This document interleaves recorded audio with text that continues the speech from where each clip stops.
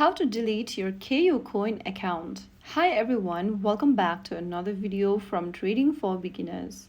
If you want to delete your account on KuCoin, the first thing you should do is to withdraw all your funds, cancel any active trades or orders, and remove or close any linked services.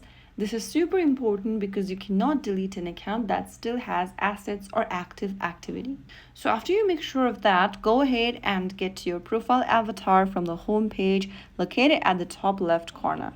Once you're inside this expanded menu, go ahead and click on Security. Inside Security, scroll all the way down and look for the Delete Account button. Tap on that and then go through the information. All of the account data after your deletion will be deleted as well. All the APIs and login accesses, deposit accesses, withdraw or trade with your account will also no longer be available. Your trading history will also be deleted, and only 24 hours after deletion can the linked email address and phone number be used in another KuCoin account. So after you make sure to read all of these, if you're sure you want to delete your account, tap on this little circle at the bottom and click delete account. Follow through the instructions and you will be able to permanently delete your KuCoin account. So that is how it's done. If you found the video helpful, don't forget to like, share, and subscribe to our channel.